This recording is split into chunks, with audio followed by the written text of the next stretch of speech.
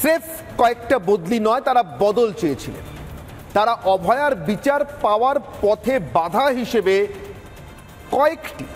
কয়েকটি সরকারি পদে, আমলা বা পুলিশের পদে একেবারে শুরুতেই বদলি চেয়েছিলেন।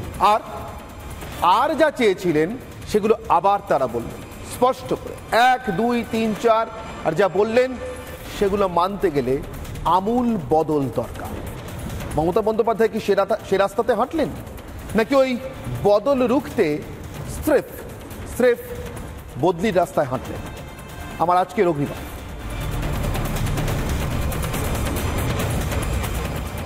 আমূল বদলের দাবি ছিল, মুখ বদলেই শেষ হলো।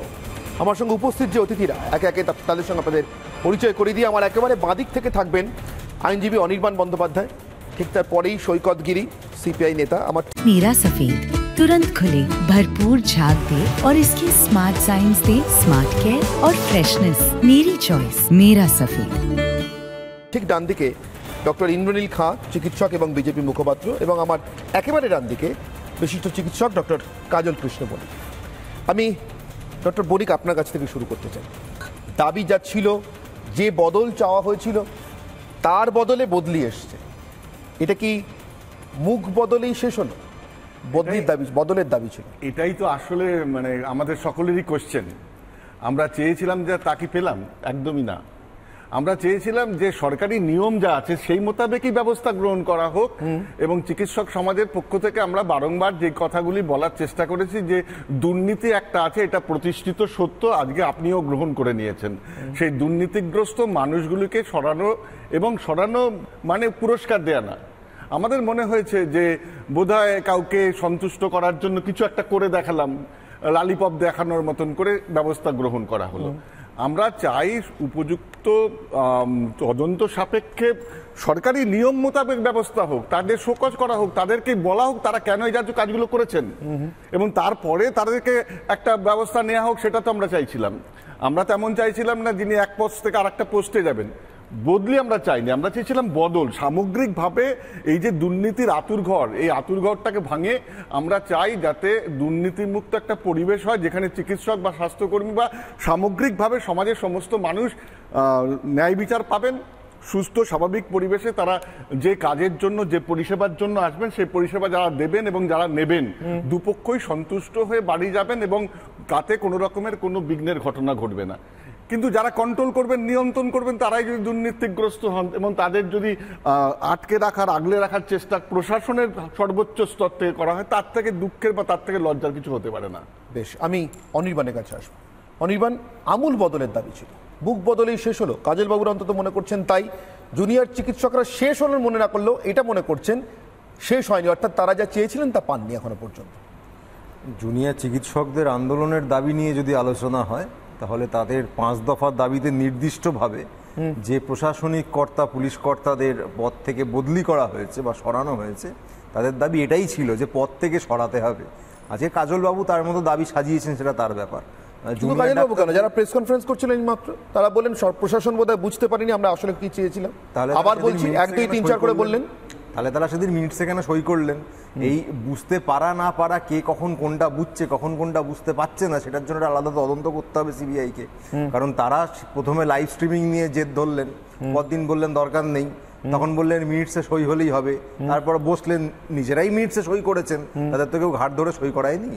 সেইখানে যে 5টার মধ্যে সম্ভবত 4টে দাবিতে তারা সহমত হয়েছিলেন, একটাতে হননি সরকার পক্ষ এবং যারা আন্দোলনকারী তারা। স্বাস্থ্য সচিবের বদলি মানে স্বাস্থ্য সচিব সরিয়ে দেওয়া একটা, হ্যাঁ, বাকিগুলো যে পদ থেকে সরানো সেগুলো সরকার সরিয়েছে। এখন তারা বলছেন যে আমাদের আরো ফার্দার দাবি আছে। যদিও আমি একটা কথা বলি, কিন্তু এই সুরক্ষা, আমি বলছি এগুলো তো ছিল ওর মধ্যে, সেটাতে আসছিলাম যে আজকে দেবাশিস যেটা বলছিলেন প্রেস কনফারেন্স, যেটা লাইভ হচ্ছিল সম্ভবত, ইউটোপিয়ার ছোঁয়াটা বাদ দিলে তারা যে দাবিগুলি করছেন তার সাথে দ্বিমত হওয়ার কোনো জায়গাই নেই। মানে দাবিগুলো শুনতে সত্যি খুব ভালো। ইউটিউবের ছোঁয়া কথা লাগছে আপনার?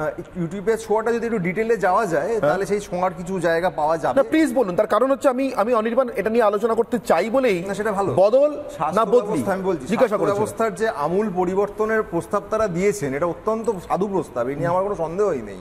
কিন্তু সেই প্রস্তাবটা হলে মানে পুরোটা বাস্তবায়িত হলে তবে আমরা কাজে ফিরবো, এইটা যদি শর্ত হয়ে থাকে এবং তারা যদি মনে করেন যে ভারত রাষ্ট্রের একটি অঙ্গরাজ্যের সরকারি স্বাস্থ্য ব্যবস্থাতেই একমাত্র এই গোটা পরিবর্তনটা সম্ভব, তবেই আমরা কাজে ফিরবো, তাহলে সেইখানে ইউটোপিয়ার ছোঁয়াটা চলে আসে। কারণ স্বাস্থ্য ব্যবস্থার যে পরিবর্তনের কথা তারা বলছেন, প্র্যাকটিক্যালি বিচার করলে তার ব্যয় বরাদ্দর জায়গা একটা রয়েছে, পরিকাঠামোগত বরাদ্দের জায়গা একটা রয়েছে, এবং সামগ্রিকভাবে বেসরকারি স্বাস্থ্য ব্যবস্থার সঙ্গে সরকারি স্বাস্থ্য ব্যবস্থার যে অ্যাকচুয়ালি লড়াই রয়েছে সেইটাকে স্বীকার করে বেসরকারি স্বাস্থ্য ব্যবস্থা সম্পূর্ণ বন্ধ করতে হবে। সেইটার দাবি কি তারা নির্ভর করে অনির্বাণ? সবটাই ধরুন কলেজে ভর্তি যদি অনির্বাণ অনলাইন করা যায়, তাহলে গোটা রাজ্যের সরকারি হাসপাতালগুলোতে ভর্তি হবে রোগী, এটাকে অনলাইন করা যায় না। বিষয়টা শুধুমাত্র রোগী ভর্তির নয়, সামগ্রিক পরিকাঠামোটার পরিবর্তনের কথা তারা বলছেন।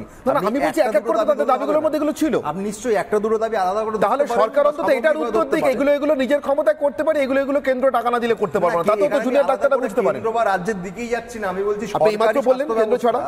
আমি তো বলছি সরকারি স্বাস্থ্য ব্যবস্থা বনাম বেসরকারি স্বাস্থ্য পরিষেবা, এটা লড়াইয়ের জায়গায় চলে আসছে এইখানে।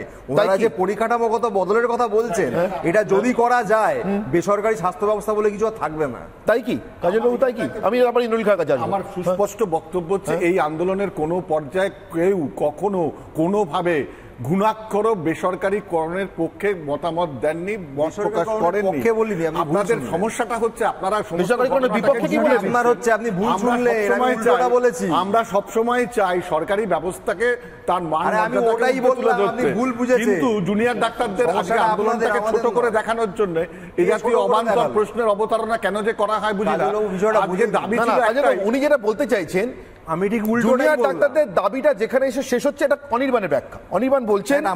অনির্বাণ বলছেন যে এটা সরকারি ব্যবস্থা বনাম বেসরকারি ব্যবস্থার লড়াইয়ের দিকে যাচ্ছে, তাতে করে শেষমেশ বেসরকারি ব্যবস্থা মানে সরকারকে এই রাস্তা হাঁটতে হবে। হ্যাঁ, এগুলি বাস্তবায়িত হলে সরকারি ব্যবস্থা এতটাই ভালো হয়ে যাবে যে বেসরকারি স্বাস্থ্য পরিষেবার প্রয়োজনই থাকবে না। বেশ, এবার ইন্দ্রনীল কাছে আসে। তাহলে এই দাবিগুলো মেটাতে অসুবিধার কিছু থাকা উচিত না, কিন্তু আসলে সবাই আজকে এখানে যারা জুনিয়র ডাক্তার, যারা সিনিয়র ডাক্তার, যারা সাধারণ মানুষ, যারা এই গণ আন্দোলনে সামিল হয়েছে, প্রত্যেকেরই কিন্তু দাবি হলো স্বচ্ছতা। এই আন্দোলন হচ্ছে কিন্তু স্বচ্ছতার জন্য। কিন্তু রাজ্য সরকারের গত কয়েক বছর ধরে, আপনার গত প্রায় 12-13 বছর ধরে যেভাবে এই ঘুঘুর বাসায় এই হেলথ সিস্টেম বলুন বা ওদিকে পুলিশের বিষয়ে, সেখানেও কন্টিনিউয়াসলি যে ঘুঘুর বাসা, যে দুর্নীতির একটা আঁতুড়ঘর তৈরি হয়েছে, সেই জন্য রাজ্য সরকার কখনোই চায় না স্বচ্ছতা। এই যে লাইভ স্ট্রিমিং করবে না, করতে এত দ্বিধা, তার একটাই কারণ, তার রাজ্য সরকারের সদিচ্ছার অভাব, এবং সদিচ্ছার অভাবটা এই জন্য কারণ তাদের স্বচ্ছতার অভাব। আজকে পুরো এই যে ঘটনাটা ঘটেছে, যে গত 9ই আগস্ট আপনারা জানেন যে মর্মান্তিক পরিণতি হয়েছে আমাদের একজন জুনিয়র ডাক্তার, তিনি আমাদের একজন সহকর্মী, আমাদের পশ্চিমবঙ্গের একজন নাগরিক, আমাদের বোন, তাকে আমরা যে নিষ্ঠুরভাবে হারিয়েছি, তার জন্য দায়ী কে বা কারা আগামী দিনে সিবিআই তদন্তে প্রকাশ্যে নিশ্চয়ই পাবে। কিন্তু প্রত্যেকের এই যে হেলথ সিস্টেমে যারা আজকে আন্দোলন করছে, যারা সাধারণ মানুষ, প্রত্যেকে একটা বিষয়ে সহমত, যেটা পুরোটা একটা প্রাতিষ্ঠানিক দুর্নীতির শিকার হয়েছে। এবং আমাদের আজকে এই প্রাতিষ্ঠানিক দুর্নীতির বিরুদ্ধে বারবার করে সোচ্চার হয়েছে। সে ওই আরজি কর মেডিকেল কলেজে, যেখানে ডেপুটি সুপার আক্তার আলী, তিনি নিজে 1.5-2 বছর ধরে তার জন্য বারবার করে কখনো টালা থানায় অভিযোগ দিয়েছে, কখনো বিভিন্নভাবে স্বাস্থ্যমন্ত্রী, স্বাস্থ্য সেক্রেটারি, হেলথ সেক্রেটারি, তাকে পর্যন্ত সচিবকে দিয়েছেন, কিন্তু কোনো অ্যাকশন হয়নি।